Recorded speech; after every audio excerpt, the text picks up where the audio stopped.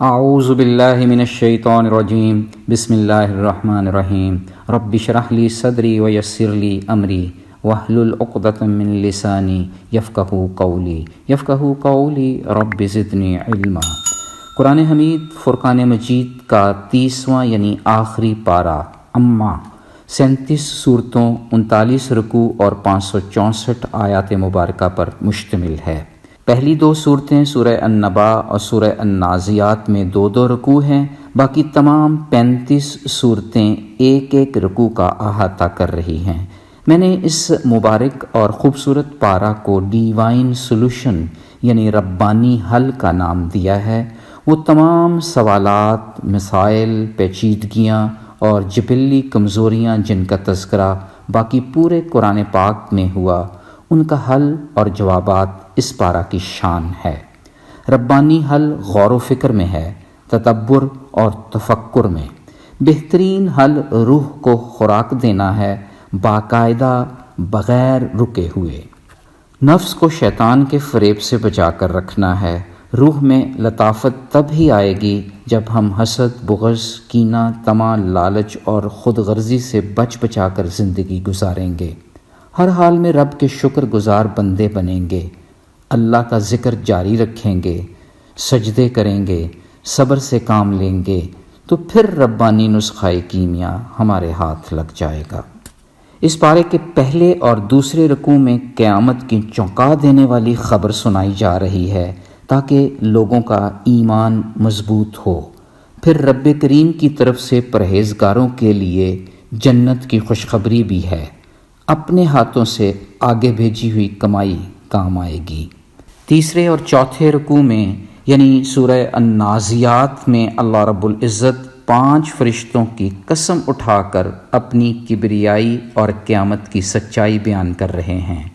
اس روز مومن کا دل اور آنکھیں سکون کے نور سے منور ہوں گی۔ پھر جنت ٹھکانہ ہوگی ان لوگوں کے لیے جو اپنے رب کے سامنے کھڑے ہونے سے ڈرتے رہے اور اپنے نفس کو بری خواہشات سے روکے رکھا۔ 5واں رکوع سورہ عبسہ کی تفسیر کرتے ہوئے یہ ربانی حل پیش کر رہا ہے کہ کمزور اور غریب کی بات بھی توجہ سے سنی جائے، یوں رب کی رضا حاصل ہوتی ہے۔ پھر انسان کو اس کی اپنی تخلیق پر غور و فکر کرنے، شکر گزاری کی نصیحت مل گئی۔ یوں قرآن سے دوستی رکھنے والوں کے چہرے چمکتے دمکتے، ہنستے مسکراتے اور حشاش بشاش ہوں گے۔ پھر 6واں رکوع سورہ التکویر کی صورت قیامت کی ہولناکی، محمد کی پاکی اور قرآن کی آفاقی سچائی پیش کر رہا ہے۔ رحمت للعالمین نے ساری انسانیت کو عقل و شعور بانٹ کر غیب کے سارے راز عیاں کر دیے۔ قرآن کو ہمارے لیے نصیحت اور علم و دانش کا خزانہ بنا دیا۔ 7ویں رکوع کی سورہ الانفطار میں انسان کو مزید جھنجھوڑ کر رب کی عظمت کی جانب متوجہ کیا جا رہا ہے کہ اس ذات باری تعالیٰ نے انسان کی تخلیق کا خمیر اعتدال سے اٹھایا، ان کے چہروں میں ربوبی حسن کی جھلک پیش کر دی۔ یوں حق کی آفاقی سچائی کو سمجھنے والے ابرار ٹھہرے۔ پھر 8ویں رکوع یعنی سورہ المطففین میں مطفف اس شخص کو کہا گیا جو حقدار کو اس کا پورا حق نہیں دیتا۔ ناپ تول میں ڈنڈی مارنے والوں کو سخت وعید کی گئی ہے۔ واضح ہو گیا کہ ہمیں اپنے قلب کو زنگ آلود ہونے سے بچا کر رکھنا ہے۔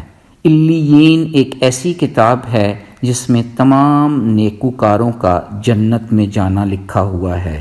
ان کے چہروں کی رعنائی، تر و تازگی سے پہچان لیا جائے گا کہ وہ بڑے نصیب والے لوگ ہیں۔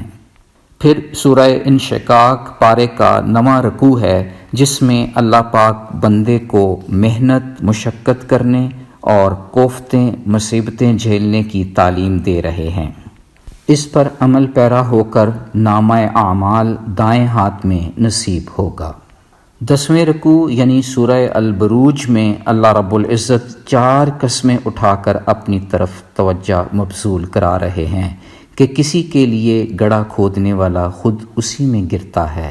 توبہ کرنے والے کا جرم اللہ تعالیٰ معاف فرما دیتے ہیں، نیک عمل کرنے والے اہل ایمان کی جگہ جنت میں ہوگی۔ سورہ الطارق اس پارے کے 11ویں رکوع میں پیش کی گئی ہے، جس میں انسان کو اپنی ہی تخلیق پر غور کرنے کی نصیحت کی جا رہی ہے، یوں اپنی ہستی کو پہچاننے کی دعوت ہے۔ واضح ہو گیا کہ قرآن جھوٹ اور سچ کے درمیان فیصلہ کرتا ہے، اور یہ کہ انسان کو رب کی طرف سے مہلت جیسی رحمت بھی میسر ہے۔ پھر سورہ الاعلی 12ویں رکوع میں رب کی تسبیح، اس کے پیارے ناموں کی ثنا پیش کرنے کا حکم ہے۔ اللہ تعالیٰ قرآن کی نصیحت میں آسانیاں فرما دیتے ہیں۔ واضح ہوا کہ وہ شخص کامیاب ہو گیا جس نے اپنے نفس کو گناہوں سے پاک کر لیا، دنیا کی بجائے آخرت کو ترجیح دی۔ 13واں رکوع سورہ الغاشیہ کا نقشہ کھینچ رہا ہے۔ تر و تازہ اور شادمان چہروں کا ذکر ہے جو روز قیامت خوشی سے جھوم رہے ہوں گے، رب کی رحمت سے لطف اندوز ہو رہے ہوں گے۔ اس رکوع میں یہ بھی واضح ہوا کہ اونٹ کی تخلیق سے انسان کو رب تعالیٰ کی اطاعت شاری سیکھنی ہے۔ سورہ الفجر یعنی 14ویں رکوع میں قوم عاد، قوم سمود، قوم فرعون کے انجام کا ذکر ہمیں عبرت اور نصیحت دے رہا ہے۔ یہ بھی واضح ہو گیا کہ مومنوں کی پاکیزہ روح رب کی طرف اس حالت میں لوٹ جائے گی کہ رب اس سے راضی اور وہ رب سے راضی ہو جائیں گے۔ سورہ بلد اس پارے کا 15واں رکوع ہے، جس میں فتح مکہ کی خوشخبری دی جا رہی ہے۔ مزید حکم یہ ہے کہ مال کو اللہ کی راہ میں اخلاص سے خرچ کیا جائے، زبان کے استعمال میں احتیاط برتی جائے۔ معلوم ہوا کہ نیکی کرنے کا قوت فیصلہ بھی ایک نعمت ہے۔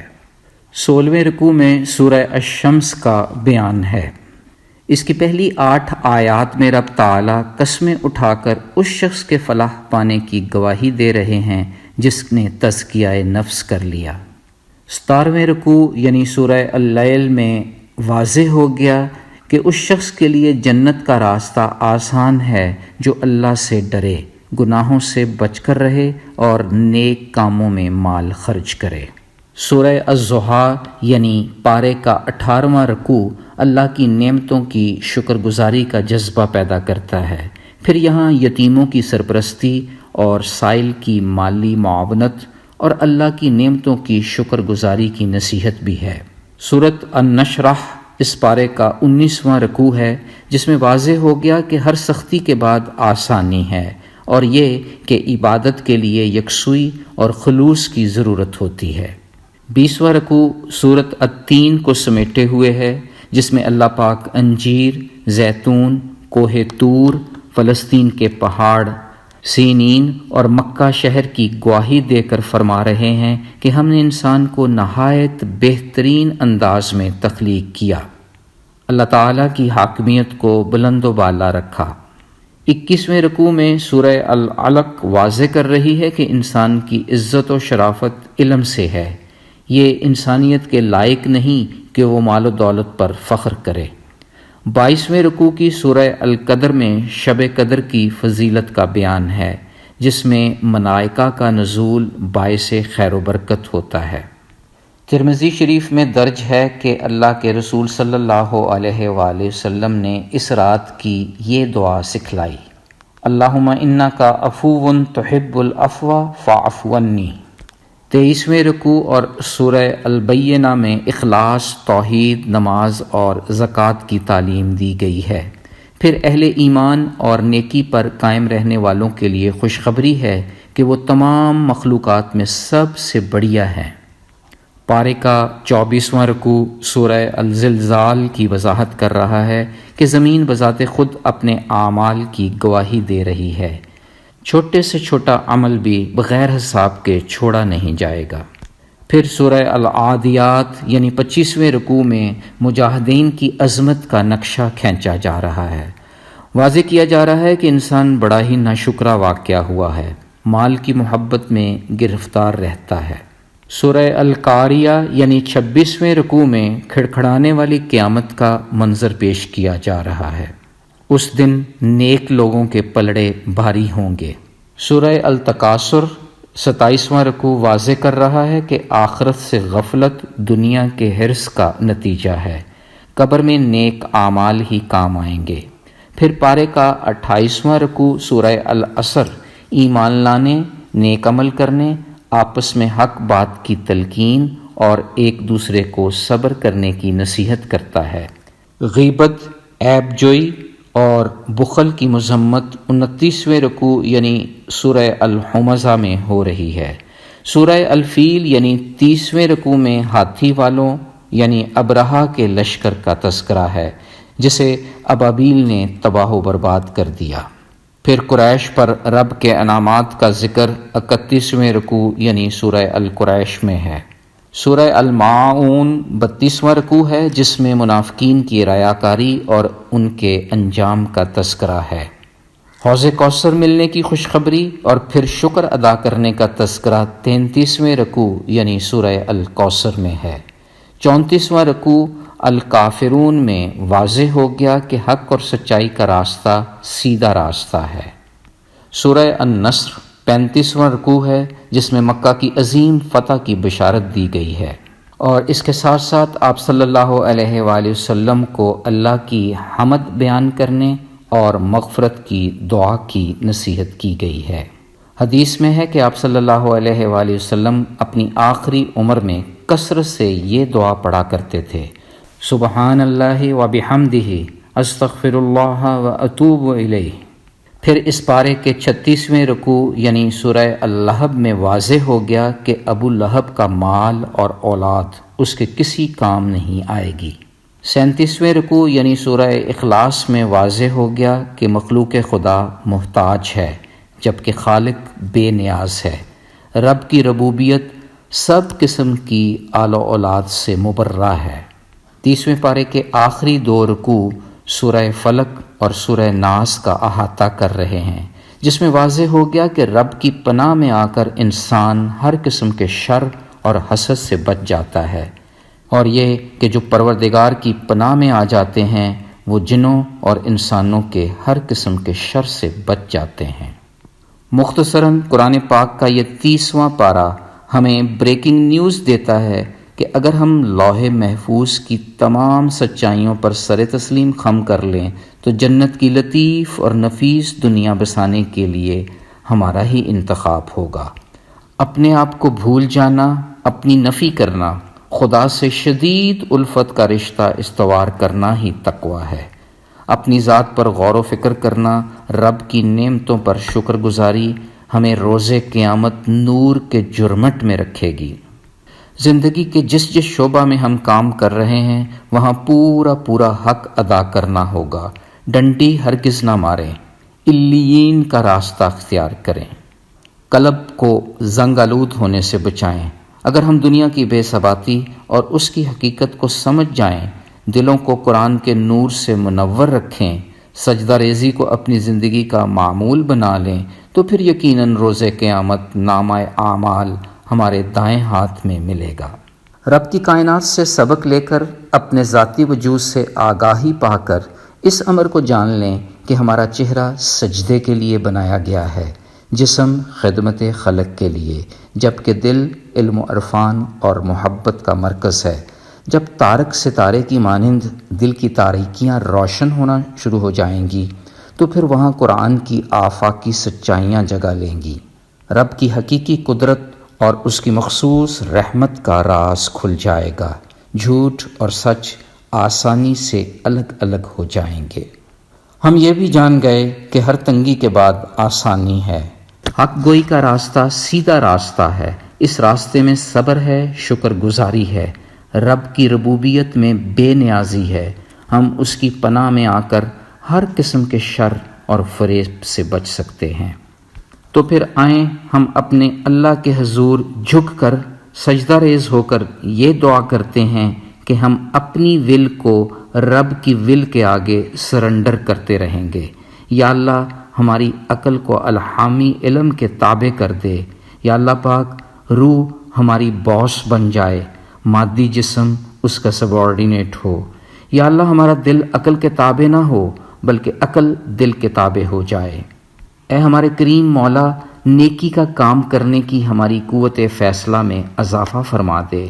یا اللہ پاک ہر قسم کے شر سے پاک کر دے، نفس کے سارے فریب دھو ڈال۔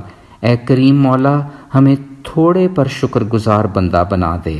یا اللہ ہدایت ربانی کا ہر دروازہ چوپٹ کھول دے۔ اے ہمارے کریم مولا ہمیں بھی عسر کے حالات سے نکال کر یسر کی وادی میں لے آ۔